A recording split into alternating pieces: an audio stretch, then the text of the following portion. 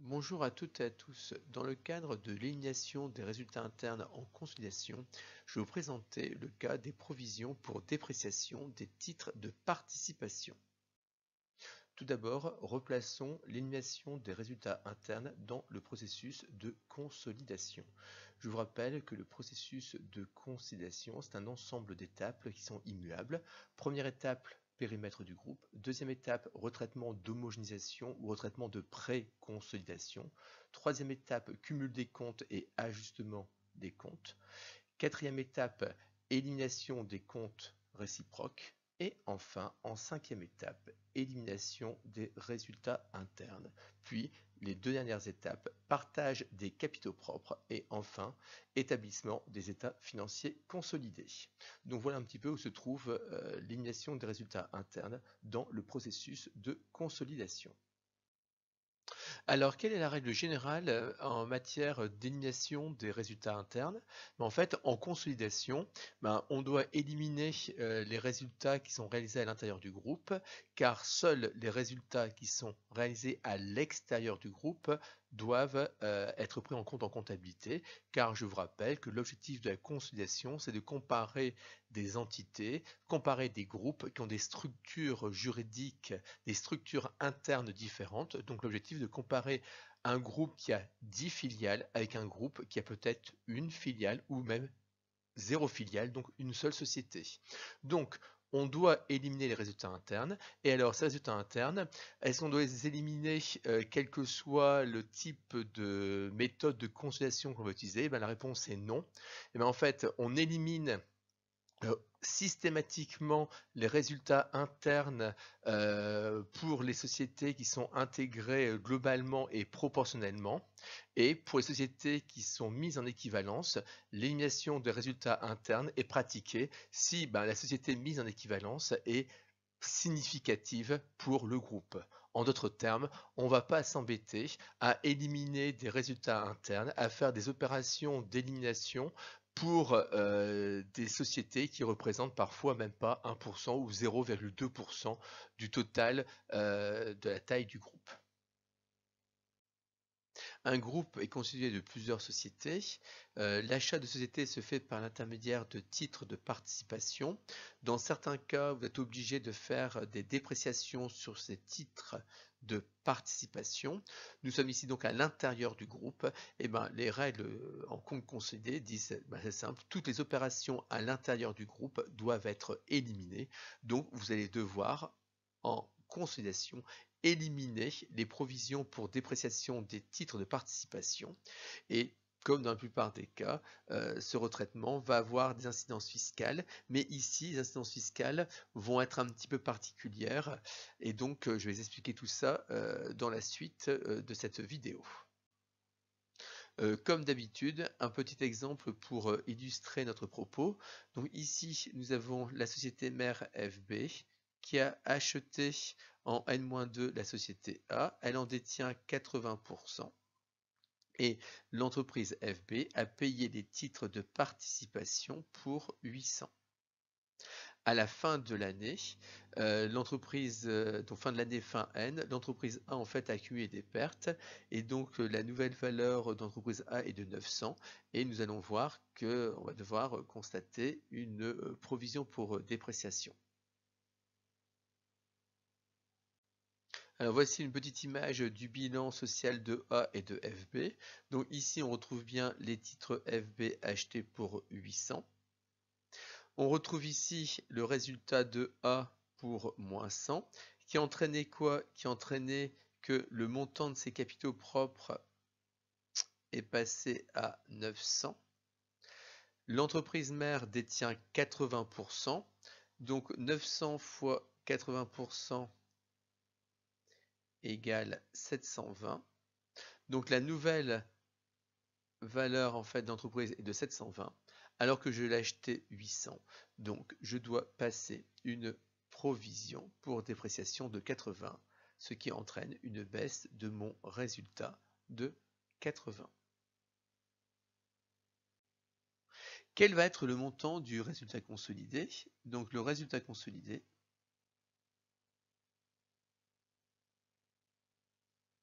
va être égal à moins 100 moins 80 égale moins 180. Est-ce que ce résultat consolidé de moins 180 a une réalité économique? Eh bien non. Pourquoi non? Quand vous regardez bien, le moins 100, c'est la perte chez A, et le moins 80, c'est la provision sur la perte chez A. Donc finalement, on est en train ici de prendre quasiment 2 fois en compte la même chose. Donc, quel est l'objectif du retraitement? Eh bien, tout simplement de dire il y a quelqu'un en trop. Moins 100 ou moins 80? Eh bien, en fait, ici, le quelqu'un en trop, c'est le moins 80. Pourquoi? Parce que le moins 80, en fait, c'est une provision qui est simplement calculée sur la valeur nette comptable de l'entreprise, sur le fameux moins 900. Mais on ne sait pas ce qui se cache en fait derrière ce moins 900. Est-ce que l'entreprise a une valeur nette comptable de moins 900 suite à une perte de 100 qui provient d'un problème financier, d'un problème exceptionnel ou d'un problème d'exploitation? On ne sait strictement rien. Donc voilà pourquoi en fait on va éliminer ce moins 80 pour conserver le moins 100 qui est le véritable résultat de A, et donc ce résultat de A en fait remonte littéralement dans les comptes consolidés avec son origine. Donc derrière le moins 100 peut se cacher du résultat d'exploitation très bon, mais un très mauvais résultat financier qui vient complètement annuler finalement votre résultat d'exploitation. Donc voilà pourquoi finalement on va éliminer le 80. Donc j'élimine le 80, première opération. Deuxième chose, je l'ai dit en introduction, on a un petit peu un souci au niveau de la fiscalité. Alors c'est quoi le petit souci? Eh bien, regardons en fait ici au niveau des comptes sociaux. Au niveau des comptes sociaux de l'entreprise A, nous avons une perte de moins 100. La perte de moins 100 en comptes sociaux, est-ce qu'elle génère un impôt différé actif? Non, elle ne génère pas d'impôt différé actif car cela n'existe pas en comptes sociaux. Tout ce que savons, c'est que ce moins 100 peut être reporté sous certaines conditions, CF cours de fiscalité.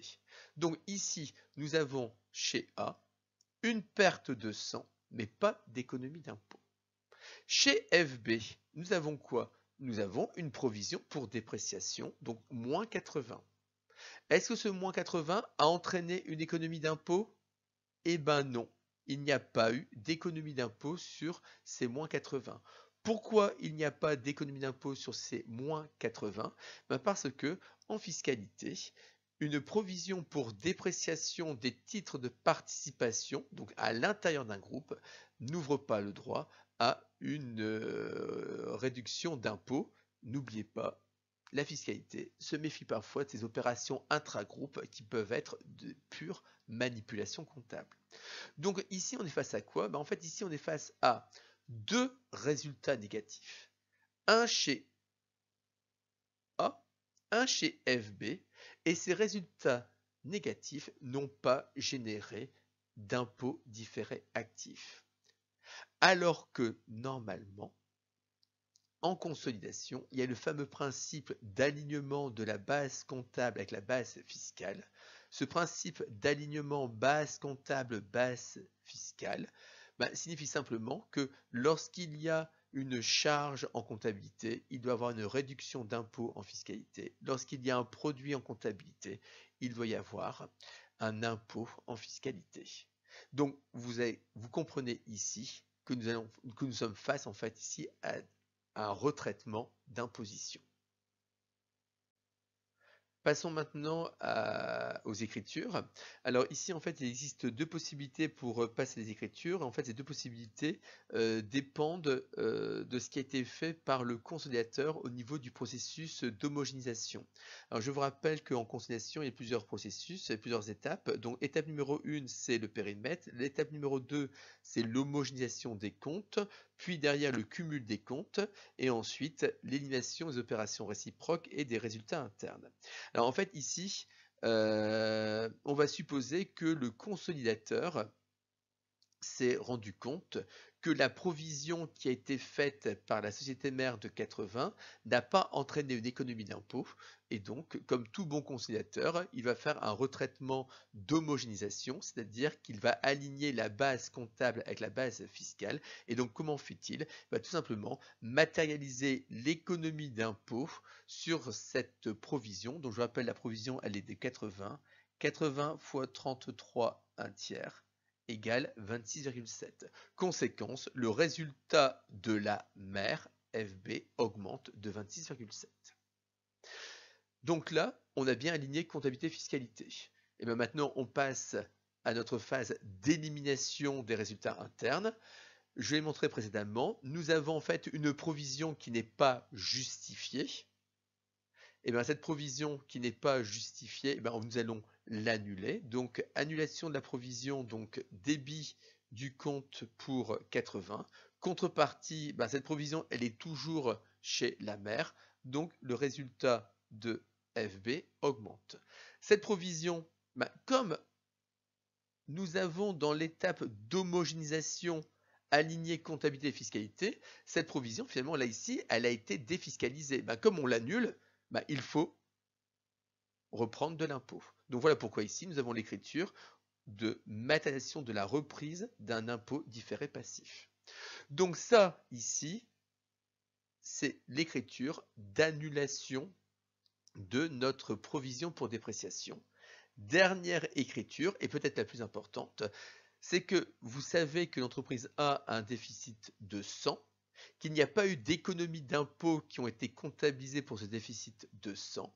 Et bien ici, nous allons tout simplement comptabiliser cette économie d'impôt sur ce déficit de 100. Nous allons tout simplement aligner la comptabilité avec la fiscalité. Donc nous allons avoir un impôt différé actif pour 33 1/3, 100 fois 33 1/3, par le résultat de A qui augmente de 33,3. Dans le même esprit, toujours pour la possibilité numéro 1, les écritures au niveau du compte de résultat. Donc première écriture ici, c'est la prise en compte de l'économie d'impôt sur ma provision qui est de 80. Deuxième écriture, l'annulation de la provision. Troisième écriture, prise en compte de la fiscalité sur cette annulation de provision. Dernière écriture, prise en compte de l'économie d'impôt suite au résultat déficitaire de A.